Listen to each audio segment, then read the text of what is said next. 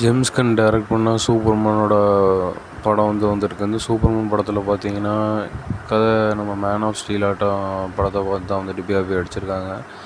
இதுக்கு முன்னாடியே பார்த்தீங்கன்னா ஜஸ்டிஸ் லீக் ஃபஸ்ட் பார்ட் விட்டுருந்தாங்க. அதுக்கப்புறம் ஜஸ்டிஸ் லீக்கே திரும்பி ரீமேக் பண்ணானுங்க. நம்ம ஜாக் சென்டருக்காக ட்ரைப் அவுட் பண்ணுறான்னு சொல்லி ரீமேக் பண்ணானுங்க.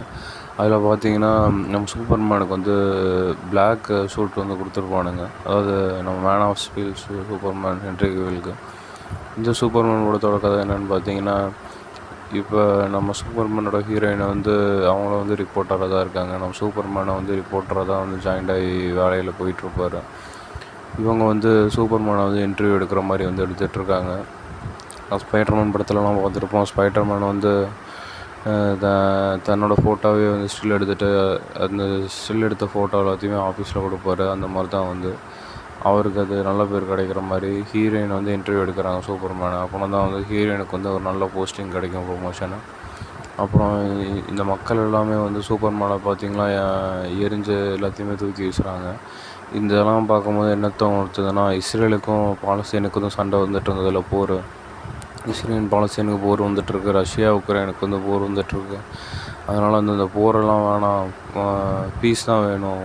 ஒருத்தன் அமைதிக்காக எப்படி போராடுறான் அப்படிங்கிறதான் இந்த படத்தில் காட்ட போகிறாங்க. சூப்பர்மேனை பொறுத்தனாவே மக்களோட நம்பிக்கை தான். ரெண்டு மக்களுக்கும் எந்த பாதிப்பும் வராமல் அமைதியை மட்டும் உண்டாக்குறது தான் சூப்பர்மேனோட வேலை. அதான் அந்த எஸ்எம்பிளே அர்த்தம். மேன் ஆஃப் ஸ்டீல்லே பார்த்தீங்கன்னா ஹென்ரி கேவில் சொல்லியிருப்பார், நான் ஒரு மக்களோட நம்பிக்கை, இந்த சிம்பலுங்கிறதே மக்களோட நம்பிக்கை தான் சொல்லியிருப்பார். இது மக்களோட நம்பிக்கையாக இருக்கிறதுனால அவர் ரெண்டு பக்கமே எந்த வாரமே வராமல் அமைதியை மட்டுமே நிலைநாட்டுறது தான் அவரோட வேலையாகவே இருக்குது. அதனால தான் சூப்பர்மேன் படத்தில் இதை திணிச்சிருக்காங்க. இஸ்ரேல் பாலஸ்தீனுக்கு போர் எப்படி ஒழிக்க முடியுமோ அந்த மாதிரி தான் இந்த படத்துலேயும் ரெண்டு ஊருக்கும் வாரம் வர மாதிரியும் அந்த வாரம் இவர் தடுக்கிற மாதிரியும் வச்சுருக்காங்க. ஏன்னா மிலிட்ரிக்காரங்க ஏலியன்ஸை பார்த்து சுடல, அங்கே இருக்க மக்களை பார்த்து தான் சுட்டுட்ருக்காங்க. ஏவுகணை தாக்குறது எல்லாமே அவங்கள பார்த்து தான். அதனால தான் நான் சொல்கிறேன், இது ரெண்டு போருக்கானதை இவர் தடுக்கிறாரு. அது மட்டும் இல்லாமல் இது வேறு பிளானட்லேருந்து வந்ததுனாலையும் மேன் ஆஃப் ஸ்டீல்லே பார்த்துருப்பீங்க. அதனால் இவனுங்க இந்த கிரிப்டோவில் சேர்ந்தவனுங்க எல்லாருமே ஒரு அரெஸ்ட் பண்ணிட்டு போகிற மாதிரியும் மிலிட்ரி அதுக்கு உதவுற மாதிரி காட்டுறாங்க. அது மேன் ஆஃப் ஸ்டீலில் பார்த்திங்கன்னா உலகத்தை அழிச்சிருவாங்க சூப்பர்மேனை அரெஸ்ட் பண்ணி போனதுக்கப்புறமா.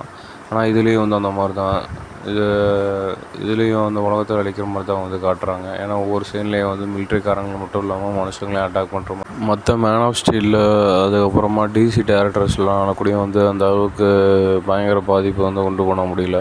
ஆனால் நம்ம ஜேம்ஸ் கன் டைரக்டர், மார்வலோட டைரக்டர் அசால்ட்டாக படத்தில் நிறைய சேதம் வர மாதிரி காட்டுறாரு.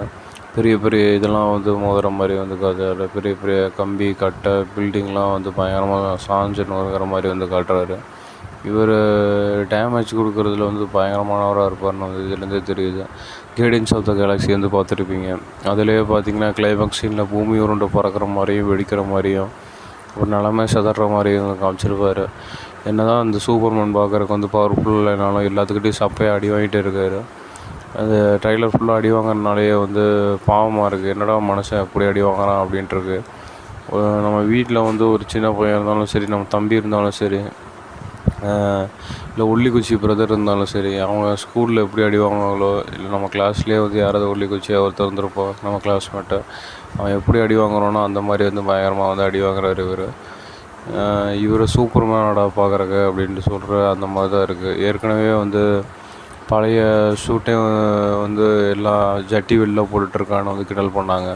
இவருக்கு பழைய ஜட்டி போட்ட ஷூட்டே கொடுத்துருக்காங்க. மேன் ஆஃப் ஸ்டீலில் பார்த்தீங்கன்னா அந்த ஷூட்டு நல்லாயிருக்கும். அது பார்த்திங்கன்னா மின்னாட்டம் இருக்கும். இது பார்த்திங்கன்னா ஜட்டியை வெளியில் வர போட்டு இந்த பழைய சூப்பர்மேனை மக்களுக்கு கொண்டு வராங்க. இந்த பழைய சூப்பர்மேனோட சென்டிமெண்ட்டை கொண்டு இது படம் ஓடும் அப்படின்ட்டு பார்க்குறாரு நம்ம ஜேம்ஸ் கன்னை.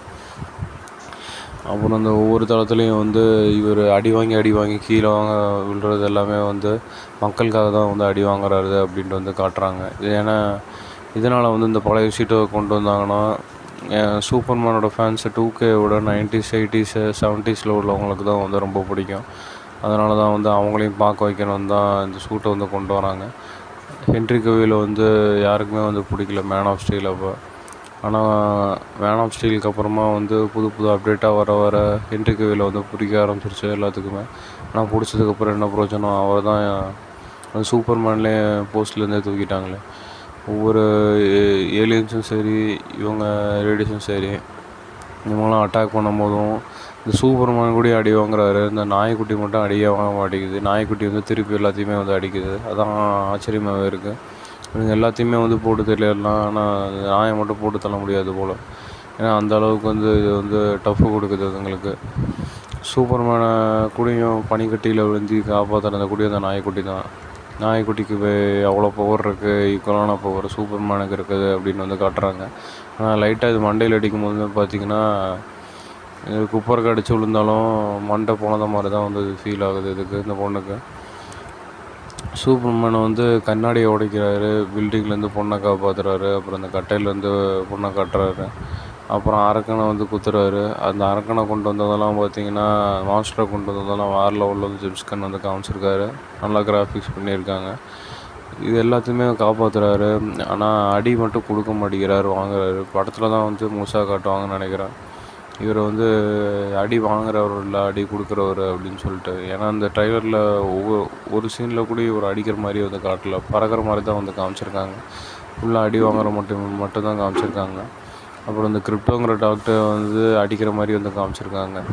இந்த டாக் வந்து சாகாமல் உயிரோடு இருந்தால் நல்லா தான் இருக்கும்.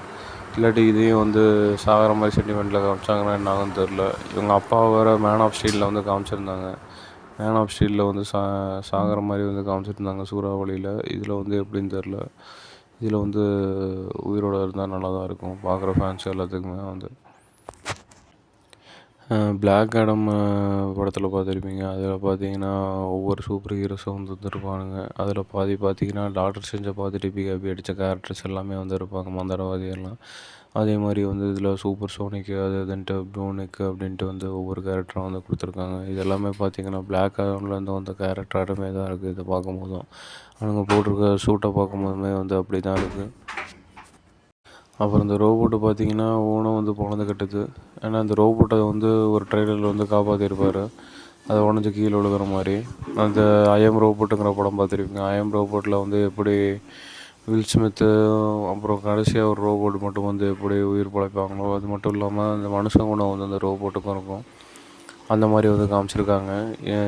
மக்களை மட்டும் துன்புறுத்துறது இல்லாமல் ரோபோட்டையும் வந்து துன்புறுத்துனாங்க அப்படின்ட்டு வந்து சூப்பர்மேனை ரோபோட்டுக்கு ஹெல்ப் பண்ணுறதுனால வந்து அது தெரியும். இதுக்கு முன்னாடி விட்டுருக்க ட்ரெய்லரில் வந்து அது விட்டுருப்பாங்க. ஆனால் அந்த ரோபோட்டு பார்த்திங்கன்னா வந்து இவருக்கு எதிராகவே வந்து திரும்பிடும். ஏன்னா இது எல்லாமே வந்து சீக்வன்ஸ் பண்ணி வச்சுருப்பாங்க, இவருக்கு எதிராக திரும்புகிற மாதிரி. அப்படியே கூட இருக்கலாம் அந்த படத்தில். அப்புறம் ப்ளே கிரவுண்டில் வந்து விளையாடுற மாதிரி பேட்மேன் 2லலாம் பார்த்துருப்பீங்க. பேட்மேன் 2ல் வந்து கிரிக்கெட் கிரவுண்டு, அந்த வாலிபால் கிரவுண்டில் வந்து 5 சீன் வைக்கிற மாதிரி வந்து வச்சுருப்பாங்க. அதனால் கிரிக்கெட் கிரவுண்ட்லேயும் கொஞ்சம் மாசாக கொடுத்தா நல்லாயிருக்கும் அப்படின்ட்டு வந்து சூப்பர்மேனை வச்சு காமிச்சிருக்காங்க. ஏன்னா கிரிக்கெட் கிரவுண்டு வந்து மக்களோட அட்ராக்ஷன் வந்து பெறும். அதனால் வந்து இது ட்ரைலர்லேயே வந்து கொண்டு வந்திருக்காங்க. வில்ல வந்து அந்தளவுக்கு சீனால் இல்லைனாலும் வில்லனோட கேரக்டர் வந்து நீங்கள் எக்ஸ்மென் சீரீஸ்லேயே வந்து பார்த்துருக்கீங்க. இந்த எக்ஸ்மென்லாம் வந்து எப்படி ஆக்டிங் கொடுத்தாரு உங்களுக்கே தெரியும். அதனால் இவருக்கு போட்டால் தான் வந்து கரெக்டாக இருக்கணும் வந்து போட்டிருக்காரு. ஜேம்ஸ் கன் வந்து இதை கோவப்பட்டு எடுத்தாரா, இல்லாட்டி வந்து நல்லா எடுக்கணும்னு எடுத்தாரான்னு தெரில. இந்த ஹீரோவை வந்து யார் செலக்ட் பண்ணதே தெரில. ஆனால் பார்த்திங்கன்னா க்ரீன் லேண்டன் இந்த கேரக்டர்ஸ் எல்லாமே வந்து காமிச்சிருக்காங்க. இந்த ஹீரோக்கு ஏற்ற மாதிரி கரெக்டான வில்லனை போடுறதுக்காக தான் வந்து நம்ம மார்வலில் எக்ஸ்மென்லேருந்து எடுத்த வில்லனையை வந்து போட்டிருக்காங்க அந்த மொட்டை தலையை. ஏன்னா அவனுங்க 2 பேருமே பார்த்திங்கன்னா சாதுவான ஒரு சிம்பிளான கேரக்டர்ஸ் தான். அந்தளவுக்கு வந்து டெரரான ஒரு கம்பீரமான கேரக்டர்ஸ் கிடையாது. அதனால் வந்து 2 பேர்த்துக்கு வந்து ஒத்துப்போகுன்னு தான் சொல்லலாம். ஒரு எல்கேஜி பசங்க யூகேஜி பசங்க சண்டை போடுற மாதிரி வந்து 2 பேருமே வந்து சண்டை போட்டுப்பாங்க.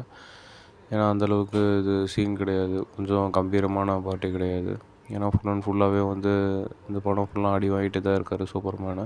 ஆனால் கத்துறது அப்புறம் உயிரை காப்பாற்றுறது மட்டும்தான் வந்து பண்ணிக்கிட்டே இருக்கார். ஆனால் இத்தனை போராட்டத்துலேயும் வந்து அவருக்கு கடைசியாக ஒன்று கிடச்சதுன்னா அது அவங்களோட லவ் மட்டும்தான். அதனால் மட்டும்தான் பீஸ்ஃபுல்லாக இருக்காங்க. மக்கள் வந்து அமைதிக்காக வந்து பீஸ்ஃபுல்லாக இருக்காங்க. சூப்பர்மேனை பார்க்கறனால வந்து ஒரு கட்டத்தில் அடிச்சுக்கிட்டே இருந்த மக்கள் வந்து அப்புறம் சந்தோஷமாக இருக்காங்க. ஆனால் வந்து இவர் பீஸ்ஃபுல்லாக இருக்கிறதும் சந்தோஷமாக இருக்கிற காரணத்துக்கு வந்து அவங்க ஒய்ஃப்னால் மட்டும்தான். கடைசியில் வந்து நம்ம ஜேம்ஸ் கன்னு முடியும் போதும் சூப்பர்மேன் சிம்பிளை கொடுக்குறக்காக வந்து அவர் கை கட்டி இறங்குற மாதிரி வந்து நல்லா க்ரியேட்டிவாக வந்து காமிச்சிருக்காங்க. இந்த கிரிப்டோங்கிற டாக் வந்து எப்படி கிடச்சிது, எங்கேருந்து கூப்பிட்டு வந்தாருங்கிறது வந்து அவரோட இந்த படத்துலேயே வந்து நம்ம பார்க்கலாம். ஒரு பிளானட்லேருந்து தான் கண்டிப்பாக வந்திருக்கும். இவர் லேண்ட் ஆகும் போதும் சின்ன வயசுலேயே இந்த நாய்க்குட்டி இருந்த மாதிரி, இது அவங்க அப்பாவோட நாய்க்குட்டியாக இருக்கலாம், இல்லாட்டி வந்து இவராங்கிறது வளர்த்த நாய்க்குட்டியாக இருக்கலாம்.